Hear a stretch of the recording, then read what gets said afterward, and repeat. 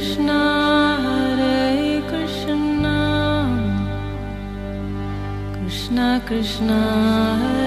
Hare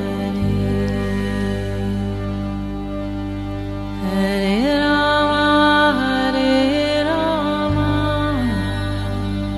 Rama Rama Hare नमस्कार। Radio मानव रचना 107.8 FM पर मैं हूं सरिता आपके साथ। तो शुरू हो चुका है प्रोग्राम आत्मदर्शन। जी हाँ, प्रोग्राम आत्मदर्शन में हम जानने की कोशिश करते हैं प्रभु को, अपनी आत्मा को, वो प्रभु जो हम सभी में विद्यमान है, वो आत्मा, वो सेल्फ जिनको हम जानना चाहते हैं। और हमारे इस प्रोग्राम आत्मदर्शन में आजकल हम बात कर रहे हैं श्री गौरांग सुधा इस पुस्तक के विषय में, जो श्री चैतन्य महाप्रभु की जीवनी को प्रकाशित करती है। श्री चैतन्य महाप्रभु जिन्होंने इस धरा पर नवद्वीप में में जन्म लिया और कृष्ण का अवतार कहे गए वो, और उन्होंने जग कल्याण के लिए पूरे साधुओं को, वैष्णवों को भक्ति रस में डुबोने के लिए और पाखंडियों का नाश करने के लिए इस युग में जन्म लिया। और इस प्रोग्राम में हमेशा की तरह अपना ज्ञान हमारे साथ बांटने के लिए स्टूडियो में मौजूद हैं रागले खदासी जी, चरणाश्रित युगाचार्य श्री श्रीमद भक्ति वेदांत नारायण गोस्वामी जी की शिष्या। रागले खदासी जी, आपका स्वागत है हमारे स्टूडियो में। हरे कृष्ण। रागले खदासी जी, हम अपने पिछले एपिसोड में श्री गौरांग सुधा इस पुस्तक के विषय में बात कर रहे थे और हमने किस तरह से जाना कि निमाय ने, यानी कि प्रभु ने श्रीवास जी को भी अपने दर्शन दे दिए हैं, उनको बता दिया है कि मैं ही कृष्ण हूँ, मैंने इस धरा पर जो है अवतरित होकर जो है पाखंडियों का नाश करना है और सभी साधुओं को, सभी वैष्णवों को जग कल्याण की और भक्ति प्रेम रस की में डुबाना है। और अब हमने पिछले एपिसोड में आपसे जाना कि किस तरह से प्रभु के सौंदर्य का वर्णन किया जा रहा था, कि किस तरह से प्रभु दिखाई देते हैं, क्योंकि हम इस जड़ जगत में रहते हुए उनके सौंदर्य को सिर्फ कल्पना मात्र कर सकते हैं। एक्चुअल में हम जान नहीं सकते कि वो कितने सुंदर थे और कितने सुंदर हैं, और श्रवण कर सकते हैं शास्त्र के माध्यम से, पर कि वो ऐसे थे वैसे थे। कर सकते। हाँ बिल्कुल जी। आगे इस कड़ी में क्या हुआ जी? श्रीवास जी अब कह रहे हैं, भगवान की स्तुति कर रहे हैं श्लोक के माध्यम से। फिर वे कह रहे हैं, आप ही यज्ञेश्वर हैं, आपका चरणामृत ही गंगा देवी है, आप जानकी पति श्री राम हैं, आप नरसिंह हैं, आप ब्रह्मा शिव भी आपके चरणों के दास हैं, आप वामन रूप बलि को भी आपने छला वामन रूप धारण किया, उस पर कृपा की, और आप नीलाचंद्र जगन्नाथ हैं। प्रभु आपकी महिमा का क्या ज्ञान करूं। अब किसी की स्तुति करनी है तो बोलते हैं ना, आप बड़े अच्छे हैं, आप बड़े, आपने ऐसे ऐसे काम किए, तो बोल रहे देखा आप तो जगन्नाथ जी हैं, राम जी हैं, आपने कितनी कितनी लीलाएं करी, तो सब तरह से उनको रिझा रहे हैं जी। तो अब बोल रहे हैं कि देखो लक्ष्मी जी भी मोहित होकर पूर्ण रूप से आपको नहीं जान पाई, फिर मेरे जैसे जीव की तो बात ही क्या है, मैं तो बड़ा तुच्छ हूँ, और इतने दिनों तक आप मुझे छलते रहे, और कितनी बार आपने मेरे वस्त्रों को धोया, कितनी बार मुझे प्रणाम किया, परंतु मेरा दुर्भाग्य है मैं आपको पहचान नहीं पाया। और प्रभु आप दर्शन देकर मेरा ही नहीं, मेरे पितृकुल मातृकुल सबका उद्धार हो गया आज आपके दर्शन प्राप्त करके जी। ऐसा स्तुति करते करते शिवाजी जी आविष्ट होकर दोनों भुजाओं को उठा के उधर नृत्य करने लगे। उनकी ऐसी दशा देखकर प्रभु मुस्कुराते हुए बोले, प्रभु श्रीवास, तुम्हारे घर में तुम्हारी स्त्री, पुत्र, भाई इत्यादि जितने भी सदस्य हैं उनको बुला लाओ, और वे भी मेरे दर्शन करके धन्य हो जाएंगे, और सभी लोग मिलकर मेरी पूजा करो। ये सुनकर शिवाजी जी ने अपने भाई, पत्नी, 3 भाई और थे उनके, पत्नी, दास, दासी, सबको उनके चरणों में समर्पित कर दिया, और सब ने मिलकर प्रभु की पूजा की जी। अब प्रभु संतुष्ट होकर गर्जन करते हुए कहने लगे, श्रीवास अपने मन से भय निकाल दो, तुम्हें भय है कि सिपाही तुम्हें पकड़ कर ले जाएंगे, तुम चिंता मत करो, सबको प्रेरणा देने वाला मैं हूँ। यदि मैं राजा को प्रेरित करूँ तभी वे आदेश देगा, परंतु यदि फिर भी स्वतंत्र रूप से मेरी इच्छा के विरुद्ध सिपाहियों को आदेश देगा तो सबसे पहले मैं उनकी नौका में बैठकर राजा के पास जाऊंगा। अच्छा। मुझे अपना सामने देखकर राजा अपने सिंहासन पे बैठा नहीं रह सकता है, और ये संभव नहीं है, और मैं अवश्य ही वह मेरे चरणों में गिरकर क्षमा प्रार्थना करेगा। यदि ऐसा नहीं हुआ, यदि राजा के ऊपर मेरे दर्शन करने का प्रभाव नहीं पड़ा, तो उसने मुझसे कुछ पूछा तो मैं क्या करूँगा, सुनो। मैं कहूँगा, हे बादशाह, आप अपने सभी काजियों को बुलवाओ और उनके सामने आपके पास जितने भी घोड़े, हाथी, पशु पक्षी हैं, सभी प्राणियों को मंगवाओ। और बादशाह जब ऐसी व्यवस्था कर देगा तो मैं उसी समय बादशाह से कहूँगा कि आप अपने काजियों को आदेश दें कि वे अपने शास्त्र कुरान को पढ़कर अर्थात अल्लाह का नाम लेके सभी प्राणियों को रुलाए। मतलब वो कह रहे हैं कि जो बादशाह को कहूँगा आप काजी को बुलाइए और काजी को कहूँगा कि आप अल्लाह का नाम लीजिए और जितने भी ये आए हैं ना, घोड़े, हाथी, ये सब पशु पक्षी, इनको अल्लाह का नाम लेके अब रुलाइए। वो कैसे रुलाइए? कैसे मतलब आपके अंदर इतनी शक्ति है तो आप रुलाइए। अच्छा, रुला के दिखाइए। रुला के दिखाइए। अच्छा, चैलेंज करना है। चैलेंज कर रहे हैं जी। तो यदि वो ऐसा नहीं कर पाए तो मैं कहूँगा कि आप इनके काजियों के बातों में आगे कीर्तन बंद कराना चाहते हैं, क्योंकि काजी लोग बोलते थे कीर्तन बंद करा दो, कि ये लोग हिंदू हैं, उनकी बात मत मानो, कीर्तन बंद करा दो। तो बोलते हैं कि अब आपने इनका प्रभाव देख लिया, इनका कोई मतलब पावर नहीं है, ये लोग अल्लाह का नाम लेके किसी को रुला नहीं सकते हैं। अच्छा। तो बोले कि देखो अब मैं इनमें लेश मात्र भी शक्ति नहीं है और अब आप मेरी शक्ति देखिए। ऐसा कह के मैं पागल हाथियों को मंगवा कर वहाँ जितने भी प्राणी होंगे सबको कृष्ण कृष्ण कहकर रुलाऊंगा। अच्छा। तो वो बोल रहे हैं उसी समय सब प्राणी कृष्ण कृष्ण कह के रोने लगेंगे। स्वयं बादशाह और उसके सब सहयोगी भी हा कृष्ण कहते हुए दहाड़े मार के रोएंगे। यदि तुम्हें मेरी बातों पे विश्वास ना हो तो मैं अभी यहीं पर तुम्हें ऐसा करके दिखाता हूँ, अभी तुम स्वयं देख लो। ऐसे कह के प्रभु ने शिवाजी की भाई की छोटी 4 वर्ष की बालिका नारायणी की जो सामने ही खड़ी थी उसे बुलाया, नारायणी तुम कृष्ण कृष्ण कहकर रो। इतना सुनते हुए बालिका हा कृष्ण कह के जोर जोर से रोने लगी। अच्छा। तो ये नारायणी हैं जो कि चैतन्य भागवत के जो रचयिता है वृंदावन दास ठाकुर, उनकी माता जी हैं। तो इनको 4 वर्ष की थी तो शिवाजी की भतीजी हैं ये, तो उन्हीं के घर में रहती थी। तो फिर महाप्रभु ने इनको रुलाया था। अच्छा। और अपना उच्चिष्ट प्रसाद भी दिया था। अच्छा। तो वो अब ऐसे सुन के अबोध बालिका रोने लगी। उसके नेत्रों से अश्रुधारा ऐसे प्रवाहित हो रही थी जैसे गंगा जमुना बह रही हो। शिवास जी का सारा घर भीग गया और प्रभु हंसते हुए बोले क्यों श्रीवास, तुम्हारा भय दूर हुआ कि नहीं? अच्छा। उन्होंने सैंपल दिखाया। ये सुनकर सारे जो शिवाजी बोले प्रभु आप तो काल के भी काल है, आपकी इच्छा मात्र से सारे जगत का संहार हो सकता है। आपके नाम के बल पर तो मुझे पहले से ही किसी प्रकार का भय नहीं था। अब जबकि आप स्वयं मेरे घर में विराजमान है तो मुझे कैसा भय। और ऐसा कह के शिवाजी प्रभु के चरणों में फूट फूट कर रोने लगे। प्रभु हंसते हुए बोले श्रीवास, जो कुछ तुमने देखा अथवा सुना उसे किसी के सामने प्रकट मत करना। ऐसा कह के प्रभु ने अपने स्वरूप को अंतर ध्यान कर लिया। और जब उनका आवेश दूर हुआ तो कुछ लज्जित होकर शिवाजी को सांत्वना देकर अपने घर की ओर चले गए। तो इस प्रकार से प्रभु का जिन जिन भावों के विषय में कहीं पर भी कुछ भी सुनते उन्हीं भाव में आविष्ट हो जाते थे। कभी वे दास्य भाव वाले श्लोकों को सुनते, कभी दास्य भाव में ऐसे आविष्ट हो जाते कि 2 प्रहर तक रोते रहते थे। तो उनको उद्दीपना होती, कोई भी भाव सुनते, श्लोक सुनते तो उनको वो उसी भाव में विभावित हो जाते और किसी भक्त को देखते तो उसमें उनके अंदर भावावेश आ जाता था।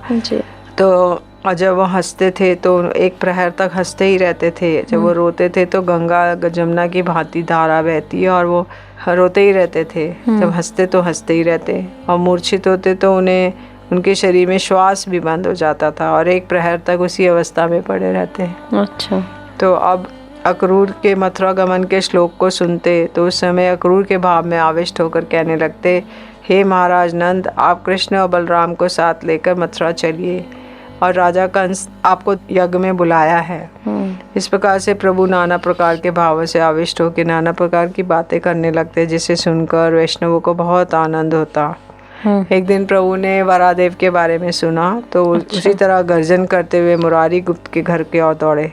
प्रभु मुरारी से बहुत प्रेम करते थे। मुरारी गुप्त हनुमान जी हैं। अच्छा। तो मुरारी गुप्त के रूप में प्रभु के साथ लीला कर रहे हैं। तो वो उसी प्रकार जैसे रामचंद्र जी हनुमान से प्रेम करते थे, महाप्रभु भी मुरारी गुप्त से प्रेम करते थे। अच्छा। और जब वे मुरारी के यहाँ पहुँचे तो मुरारी ने प्रभु की चरण वंदना की, परंतु प्रभु तो भाव में आविष्ट थे।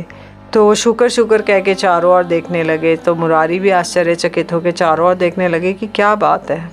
तो उसी समय प्रभु जी दौड़कर विष्णु मंदिर में प्रविष्ट हो गए और उनका आकार वराह जैसा हो गया, जैसे वराह देव भगवान थे। ऊपर से सुअर का मुख है, नीचे से चतुर्भुज है, ऐसा उनका आकार हो गया। उनके 4 पैर प्रकट हो गए और उनके सामने रखे हुए एक बहुत बड़े जल पात्र को अपने दांतों से उठा लिया और गर्जन करने लगे। अच्छा, तो अब उन्होंने मुरारी को भी दर्शन दे दिया है। वराह रूप में, वराह पहले रूप में। नरसिंह रूप में दिए थे उसको श्रीवास जी को, और हाँ। अभी वराह रूप में मुरारी गुप्त को दर्शन दे रहे हैं। जी, बहुत सुंदर। रेडियो मानव रचना 107.8 FM पर प्रोग्राम चल रहा है आत्मदर्शन। जान रहे हैं प्रभु की लीलाओं के बारे में।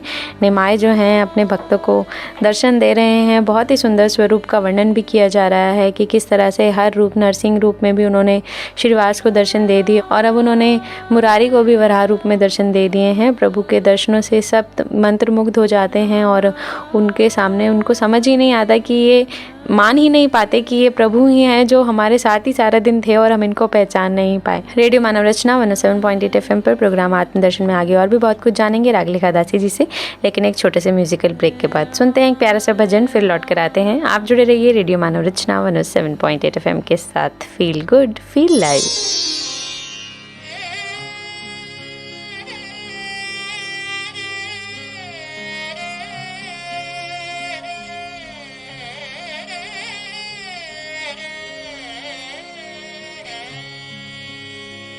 तेरे दर को छोड़ के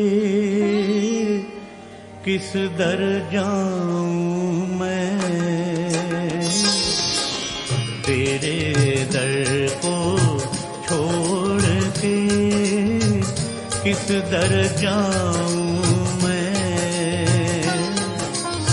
सुनता मेरी कौन है, सुनता मेरी कौन है, किसे सुनाऊं मैं,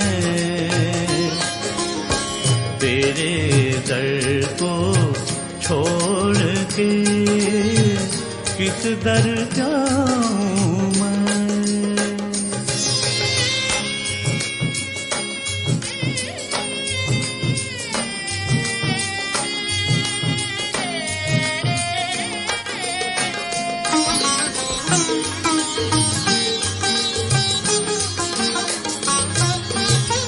देख लिया जग सारा मैंने, तेरे जैसा मीत नहीं दाता, तेरे जैसा मीत नहीं, तेरे जैसा सबल सहारा, तेरे जैसी प्रीत नहीं। किन शब्दों में आपकी महिमा गाऊं मैं, हाँ, तेरे दर को छोड़ के किस दर जाऊं मैं।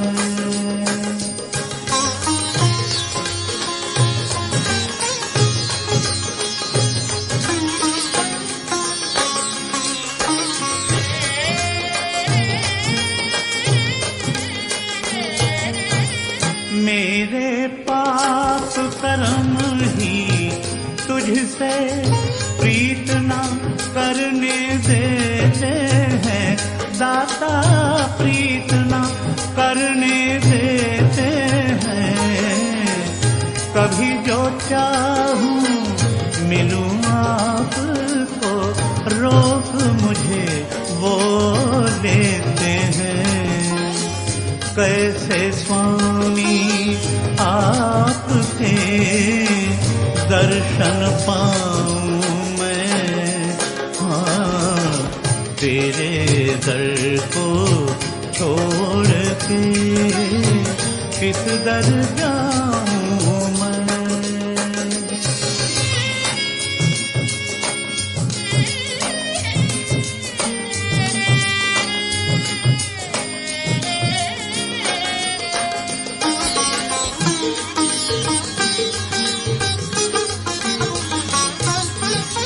अपने पथ पर आप चलूं मैं, मुझ में इतना ज्ञान नहीं दाता, मुझ में इतना ज्ञान नहीं।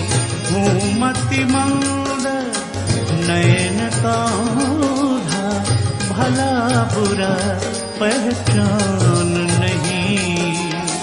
हाथ पकड़ कर ले चलो, होकर खाऊं मैं, हाँ तेरे दर को छोड़ के किस दर जाऊं मैं।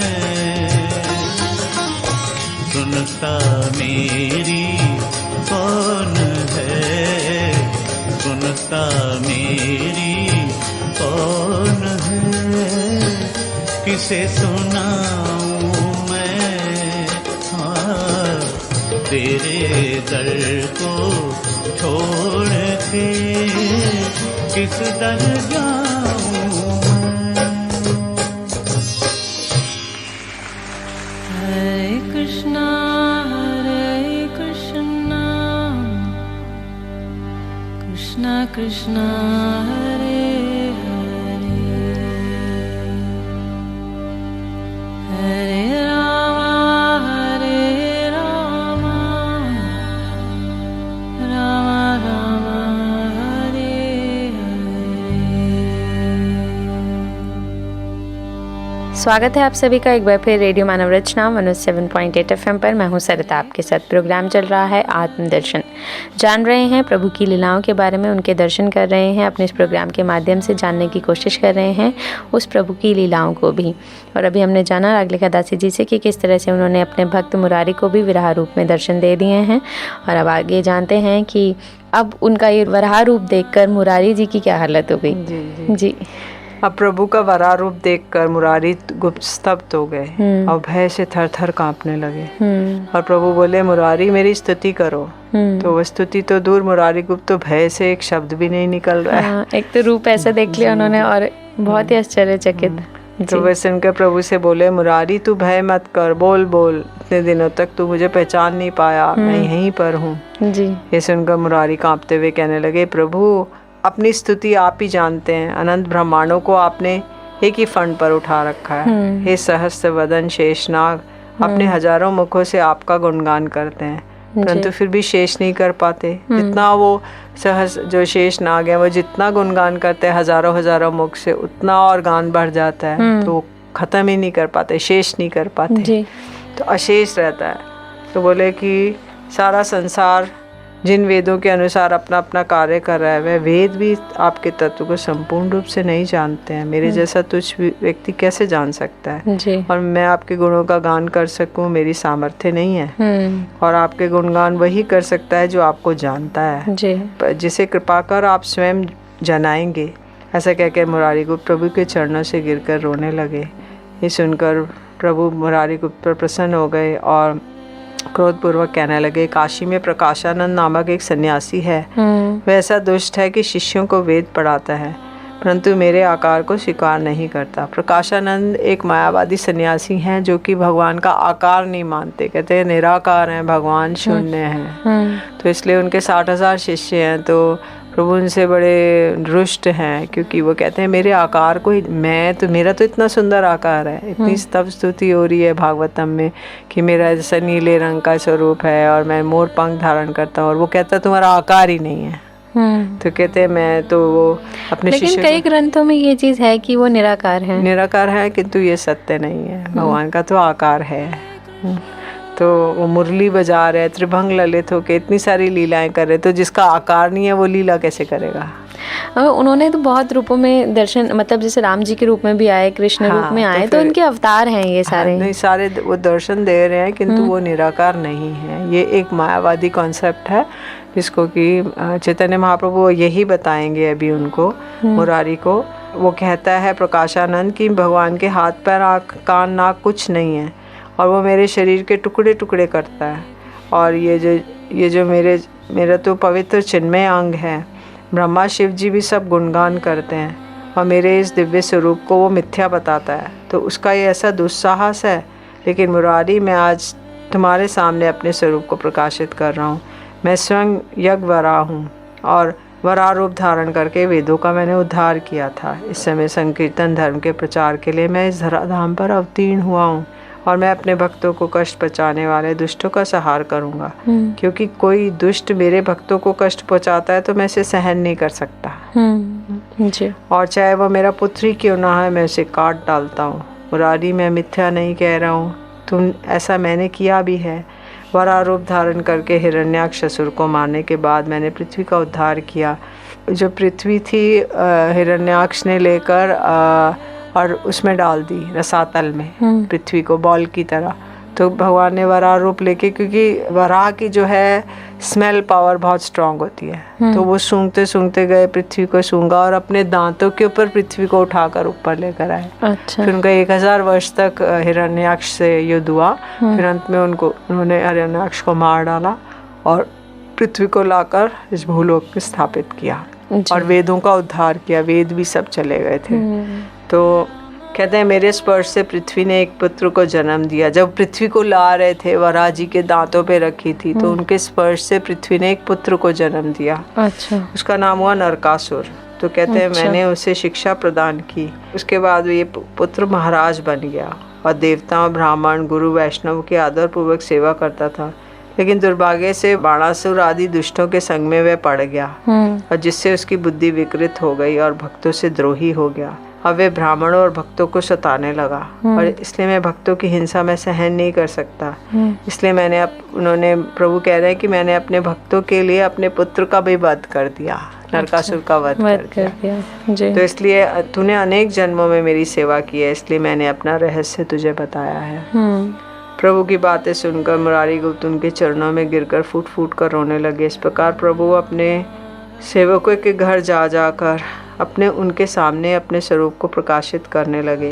प्रभु के स्वरूप को दर्शन करके अब तो सभी भक्तों के हृदय में आनंद से नृत्य करने लगे और वे उन्हें किसी प्रकार का भय नहीं रहा। अब तो वे बाजारों में, गलियों में सर्वत्र ही उच्च स्वर से हरिनाम करने लगे। जी। अब प्रभु नित्यानंद प्रभु से मिलेंगे। नित्यानंद प्रभु ब्रज में इधर उधर घूम रहे थे और वो कन्हैया कन्हैया कह के ढूंढ रहे थे, कन्हैया कहाँ है, कन्हैया कहाँ है, क्योंकि वो साक्षात बलराम जी हैं। पर उन्हें कहीं नहीं मिले। फिर नित्यानंद जी बलराम जी हैं। जी। अच्छा। तो अब वो उनको कहीं नहीं मिले। तो एक जगह जब वो गोवर्धन में जा रहे थे तो उनको हर मंदिर में लगता था शून्य है, कन्हैया है ही नहीं। तो फिर वो गोवर्धन में एक उनको मूर्छित हो गए, उनको ढूंढते ढूंढते। तो एक आवाज़ आई, आकाशवाणी हुई कि जिसे तुम ढूंढ रहे हो वो यहाँ पे नहीं है, वो नवद्वीप में है, तुम उन्हें वहाँ जाके मिलो। तब फिर नित्यानंद प्रभु पैदल पैदल नवद्वीप आया और नवद्वीप में आके सोचने लगे कि अगर मेरा कन्हैया होगा तो मुझे ढूंढेगा खुद, मैं उसे नहीं ढूंढूंगा। तो इधर चैतन्य महाप्रभु अपने परिकरों के साथ बैठे थे। उन्होंने कहा कल मैंने एक बड़ा अद्भुत स्वप्न देखा। अच्छा। और उन्होंने कहा कि स्वप्न में वो देख रहे हैं उनके घर के सामने एक रथ आया और जिसपे ताल ध्वज का चिन्ह है। मतलब रथ के ऊपर एक ध्वजा है जिसपे ताल पेड़ का चिन्ह है, ताल पेड़ का वो बना हुआ है चिन्ह। अच्छा। तो क्योंकि बलदेव जी ताल वृक्ष का चिन्ह रखते थे, क्योंकि उधर से बलदेव जी निकले, उधर से इनको स्वप्न आ गया। हाँ। जी। तो वो अपना वो सब वैष्णवों को बता रहे हैं। अच्छा। और उन्होंने बोला कि क्योंकि बलदेव जी ने ताल वन में धेनुकासुर का वध किया था। अच्छा। इसलिए वो ताल वृक्ष का चिन्ह रखते हैं। जी। तो निमाय पंडित कह रहे हैं कि उस रथ में मैंने देखा कि विशालकाय महापुरुष विराजमान था और उनके कंधे पे हल मूसल था। अच्छा। और वो नीले वस्त्र धारण किए हुए थे। अच्छा। और उनके बाएं कान में एक विचित्र कुंडल था, केवल एक कुंडल। और उनका ऐसा सुंदर स्वरूप था कि ऐसा लगता था कि बलदेव जी ही रथ में सवार होकर आ गए। तो सब आसपास के लोगों से वे पूछ रहे थे कि क्या निमाय पंडित का घर यही है? तो कहते हैं निमाय पंडित उनके पास गए तो निमाय पंडित ने पूछा आप कौन है, कहाँ से पधारे हैं? जी। तो बोले कि वो हंसने लगे और कहने लगे मैं तुम्हारा बड़ा भाई हूँ। अच्छा। कल मेरा और तुम्हारा मिलन होगा। अच्छा। इतना उन्होंने स्वप्न में देखा। तो ये सुनकर कहते हैं निमाई बहुत प्रसन्न हो गए और उन्हें ऐसा लगा कि हम दोनों तो एक ही हैं। और बलदेव जी का उनको भाव आविष्ट हो गया और वो कहने लगे मद लाओ मद लाओ। तो क्योंकि बलदेव जी भांग और मदिरा पान करते थे। अच्छा। तो मदलाओ इतना उन्होंने स्वप्न देखा। हाँ। अच्छा। फिर उसके बाद अगले दिन सब वैष्णवों से वो कहने लगे कि आज नवदीप में कोई एक महापुरुष आए, आप लोग सब उनको ढूंढने के लिए जाइए। तो उन्होंने हरिदास जी और शिवाजी जी को भेजा कि आप लोग उनको ढूंढ कर लाइए। जी जी। तो वो 3 प्रहर तक ढूंढते रहे, सब साधु लोग के घर में गए, पाषंडियों के घर में गए, अन्य लोगों के घर लेकिन में उन्हें वो गए, कहीं नहीं मिले। किंतु कहीं नहीं मिले। जी। वैष्णवों के घरों में गए, तब फिर उन्होंने आकर उन्होंने कहा कि प्रभु हमें तो कोई वो महापुरुष नहीं मिले। तो उन्होंने बोला चलो हम लोग, मैं भी चलता हूँ, हम लोग सब मिलके उन्हें खोजेंगे। तो चैतन्य महाप्रभु अपने परिकरों के साथ नित्यानंद प्रभु को ढूंढने के लिए चल पड़े। अपने समस्त परिकरों को लिया और उनको ढूंढने के लिए नवदीप में पूरा भ्रमण कर रहे हैं, ढूंढ रहे हैं कि उनके जो भाई हैं, जो बलराम हैं, वो कहाँ हैं, और उनको ढूंढने के लिए वो अपने मित्रों के साथ, अपने भक्तों के साथ वो निकल पड़े हैं। जी, रेडियो मानव रचना 107.8 FM पर मैं हूँ सरिता आपके साथ। और भगवान की लीलाएं भी अपरंपार है, वो सब कुछ जानते हुए भी अनजान बने रहते हैं। जिनको दर्शन देना चाहते हैं उनको दे देते हैं, और हम इस युग में रहकर सिर्फ उनके ग्रंथों के माध्यम से, उनके स्मरण के माध्यम से उनका दर्शन कर सकते हैं। और यही हमें करना है, और अपने इस प्रोग्राम के माध्यम से भी हम यही चाहते हैं कि आप प्रभु का स्मरण करें, उस शक्ति को, उस प्रभु को कभी ना भूलें। इस जड़ जगत में रहते हुए भी उसका स्मरण ही सबसे बड़ा जीवन दान है। अगर हम इस जीवन में, इस मनुष्य जन्म में उनको नहीं पा सकते तो हम किसी भी जन्म में उनको नहीं पा सकते। रेडियो मानव रचना 107.8 FM पर आज प्रोग्राम आत्मदर्शन में इतना ही। अगर आप भी कुछ कहना चाहते हैं इस प्रोग्राम के विषय में तो आप हमें SMS कर सकते हैं 8010781078 पर। राग लिखा दासी जी, आपका बहुत बहुत शुक्रिया। अगले एपिसोड में और भी बहुत कुछ जानेंगे आपसे, लेकिन अभी के लिए आपका बहुत बहुत शुक्रिया मैं स्टूडियो में आने के लिए। हरे कृष्ण। अगले एपिसोड में फिर मुलाकात होगी राग लिखा दासी जी से, और जानेंगे चैतन्य महाप्रभु की जीवनी के बारे में और भी बहुत कुछ। लेकिन अभी के लिए मुझे दीजिए इजाज़त, और सुनते रहिए रेडियो मानव रचना 107.8 FM पर आने वाले और भी प्रोग्राम्स को। Feel good, feel live.